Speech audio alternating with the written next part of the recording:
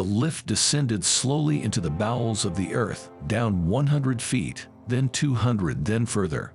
As it did, it carried Phil Schneider from the bright desert sunshine into the dark unknown.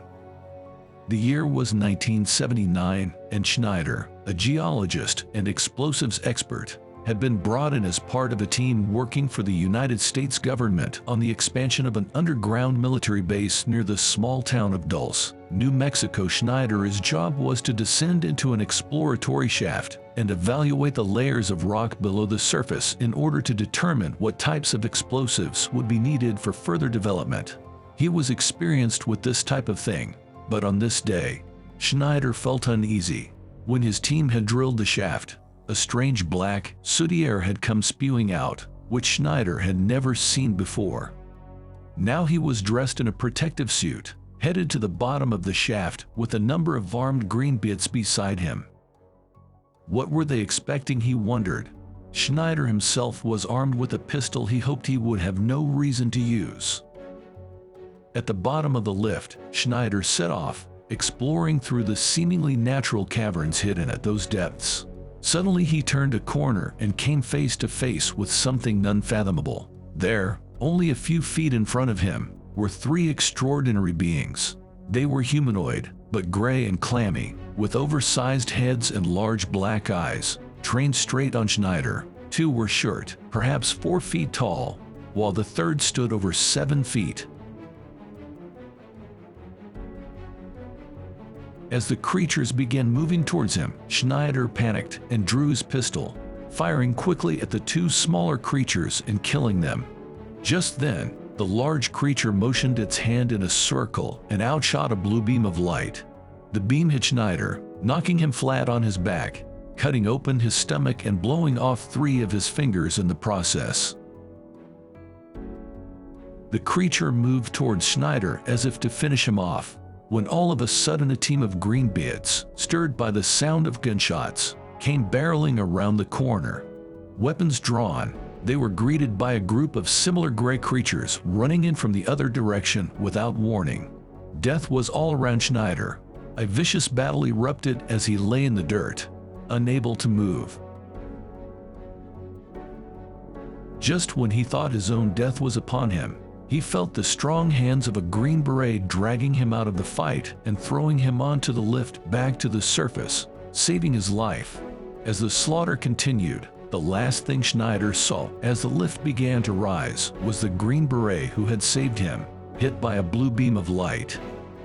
This was a story Phil Schneider told in 1995 to an enthralled audience at the annual Preparedness Expo in Orange County, California.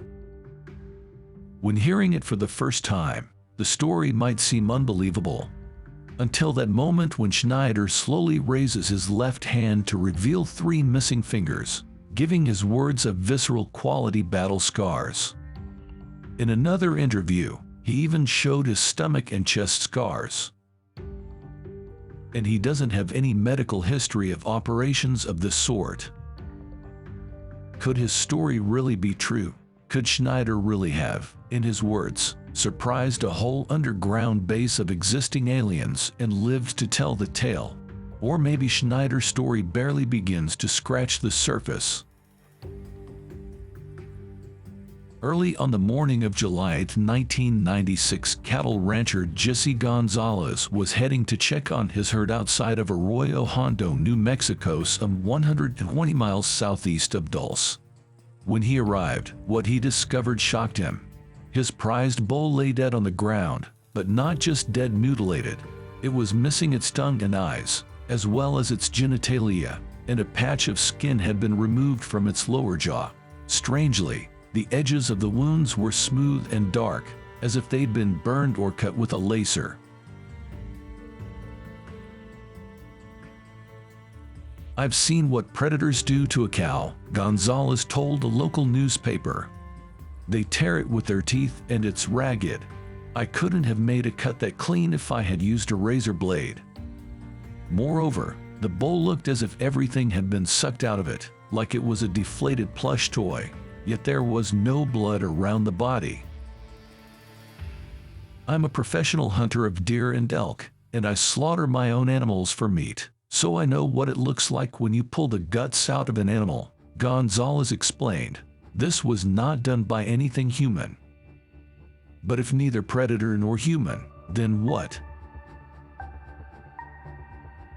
Perhaps most unsettling about Gonzalez's story is that it is not all that unusual. For decades, reports have emerged from across the country of people discovering mysteriously mutilated animals, almost always with the same grotesque characteristics: the eyes, tongue, and genitals removed, the body deflated, and a lack of blood anywhere around it. In the 1970s, the problem got so bad that the FBI opened an investigation into the matter, but their findings were inconclusive. This is all terrifying enough, but unfortunately it's not just animals.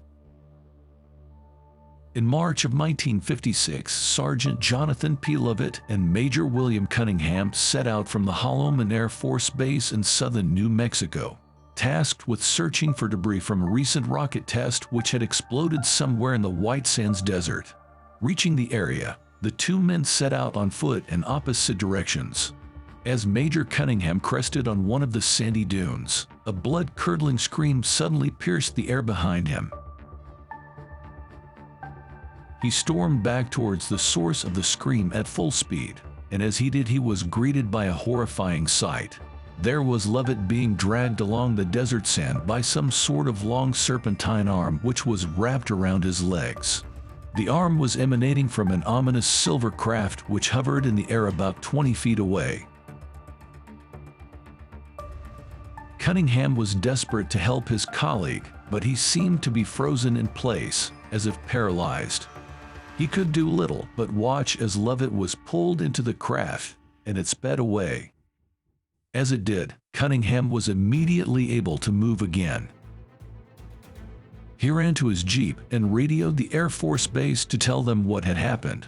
Those at the base informed Cunningham that their radar was picking up something moving at incredible speeds, but they could not tell what it was or where it was going. Helplessly, Cunningham returned to base. Levitt's whereabouts unknown. Shortly thereafter, the Air Force began a massive search of the area, sweeping a 100-mile radius to try to locate Lovett and determine what had happened. They found nothing. Then, 3 days later, Lovett abruptly appeared not 10 miles from where the incident had taken place. He was dead, his naked body crumpled in the desert sand, mutilated. His eyes, tongue, and genitalia had been removed, his body drained of blood like he had been deflated. Yet there was no blood around him, and it was later discovered he had not suffered from the vascular collapse associated with death.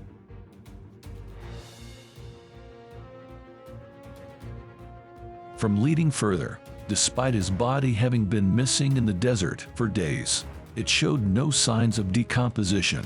In fact, laying in the sand only a few yards from the body or the carcasses of scavengers, as if they had died while trying to feed on Lovett. A report of the incident was later recorded in a 600-page government document called Project Grunge. Report 13, part of a series of 14 reports compiled by the titular Project Grunge, an Air Force program tasked with investigating alleged UFO sightings in the years directly following World War II. Oddly, today reports 1 through 12 and report 14 have been declassified and are available in the public domain.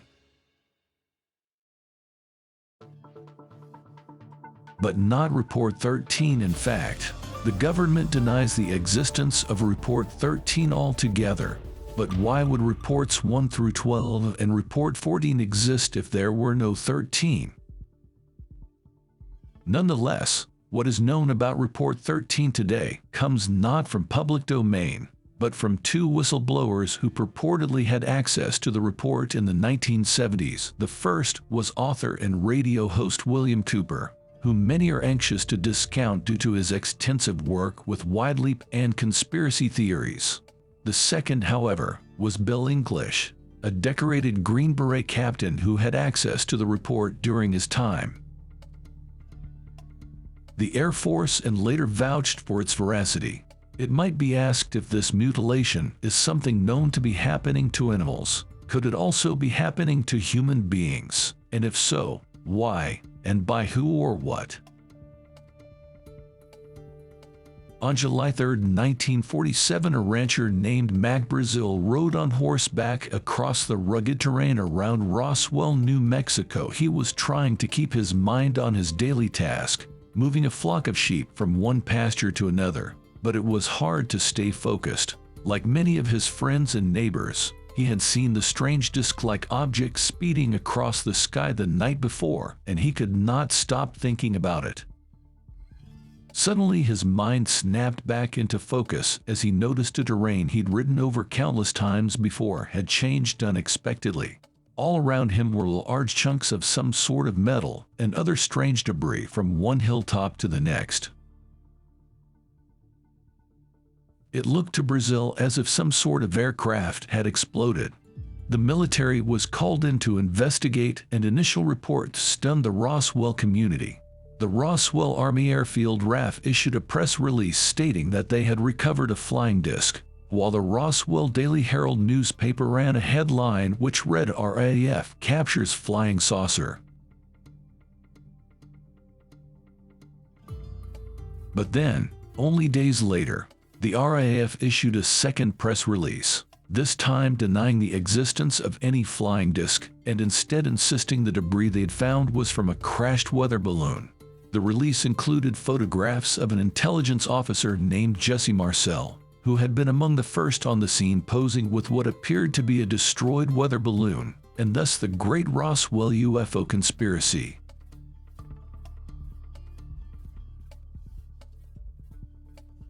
Was born in 2019. Those who thought they knew everything there was to know or not know about Roswell were stunned when, more than 30 years after his death in 1986, the personal journal of Jesse Marcel was released to the public. There were entries from that fateful time in 1947, and they did not speak of weather balloons. We found all kinds of stuff Marcel had written. There was a great deal of an unusual, parchment-like substance which was brown in color and extremely strong, and a great number of small pieces of metal like tinfoil, except that it wasn't tinfoil. It had little numbers and symbols that we had to call hieroglyphics because I could not understand them. They were pink and purple. They looked like they were painted on these little numbers. Could not be broken, could not be burned, wouldn't even smoke. The metallic material not only looked, but acted strange. It had memory. No matter how it was twisted or balled up, it would return to its original shape with no wrinkles. One woman who saw rolled up piece tossed onto a table watched in astonishment as it unfolded itself until it was as flat and as wrinkle-free as the tabletop. When an acetylene torch was turned on samples of the material, they'd barely got warm and could be safely handled a moment or two later. One might ask why Marcel would lie in something only he was reading. Did this finally prove that the military had found a UFO and then covered it up? Maybe, but some say they found more than that.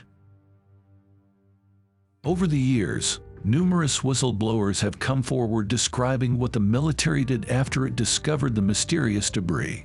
Reconstructing the UFO's projected path before the crash, they followed the anticipated trajectory 2.5 miles to the southeast, where they found a similar, smaller craft, intact but clearly having crashed. Laying near it were the bodies of 4 small gray aliens. According to those like Captain Oliver Henderson, who flew the plane that first spotted the alien bodies, and Sergeant Melvin Brown, who rode in a truck with the bodies after they'd been found, the aliens were about 4 to 5 feet tall, humanoid but with large heads and large black eyes.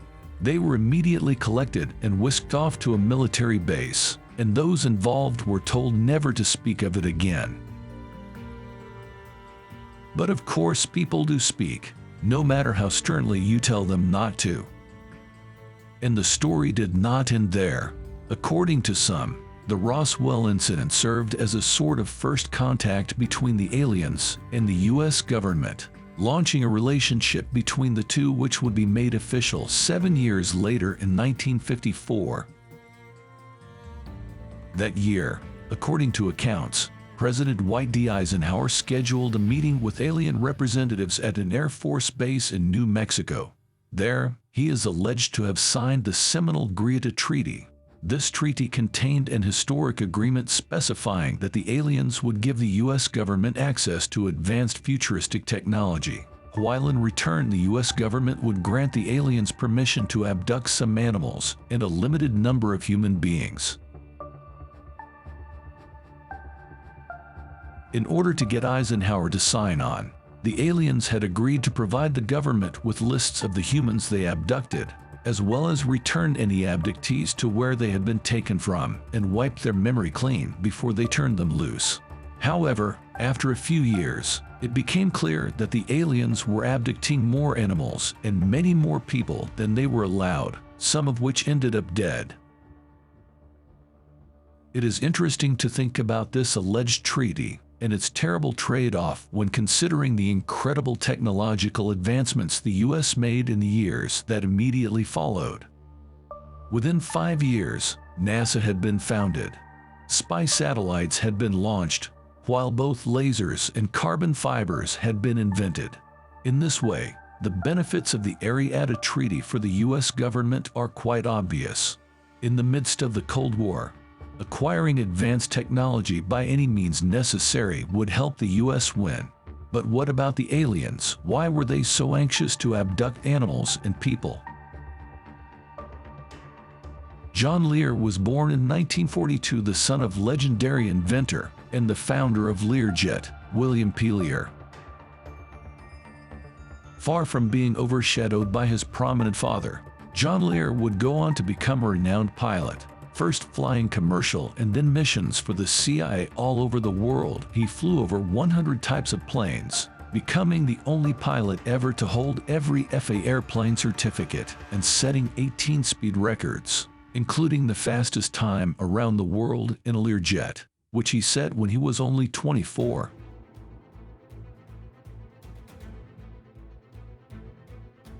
But in 1985, Lear would chance upon a meeting which would change his life forever. At a reunion of CIA pilots, Lear was speaking with a former colleague named Greg Wilson, a man Lear deeply respected and trusted.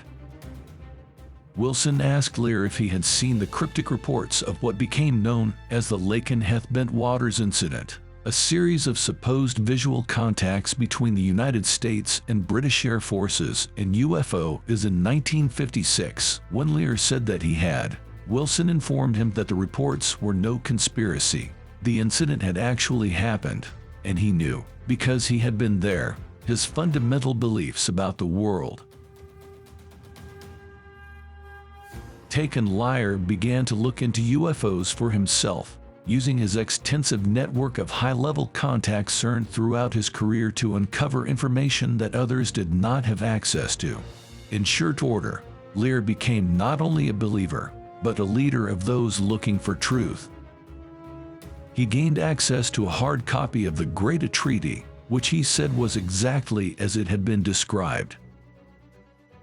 But what he discovered went even further than that and became even more disturbing. In 1990, he revealed he had received 4 independent confirmations about a secret underground base hidden deep below the Earth, run jointly by the CIA and aliens. The location of the base, Dulce, New Mexico. But it wasn't merely the existence of the base that was so disturbing. It was what was going on inside it. The base, Lear had learned, was 7 stories deep, stretching more than 2 miles into the ground. Each floor served a specific research purpose, and the further down one went, the more terrifying the experiments became. In Lear's own words, these experiments included insertion of a tiny probe about 3 millimeters in size into the brain for monitoring and programming purposes, as well as genetic crossbreeding between the aliens and humans.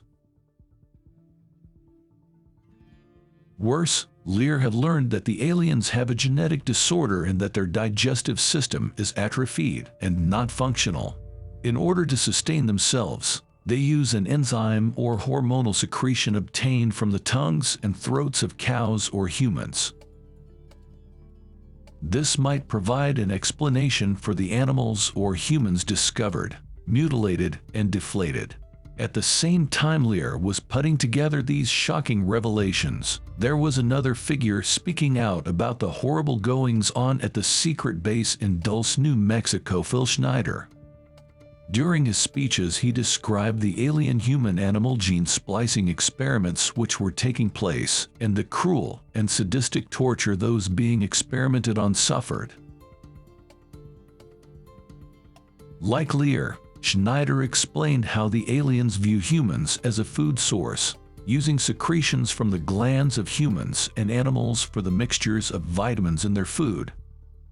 However, Schneider went further than Lear in one respect.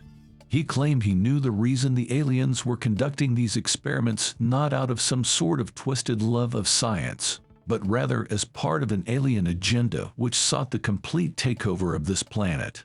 The purpose of crossbreeding and gene splicing was to create a hybrid alien-human race that had the physical endurance of humans along with the advanced mental and psychic capabilities and social cohesion of the aliens. In other words, the aliens were intending not only to experiment upon humans, even kill them for nourishment, but replace them entirely. The worst part, according to Schneider, was that the Dulce base was far from the only such base conducting these type of experiments and pursuing this agenda. In fact, in 1995 he estimated that 131 similar facilities existed across the U.S., with nearly 1,500 more around the world, all connected by magneto-levitating trains, which could reach speeds of up to Mach 2.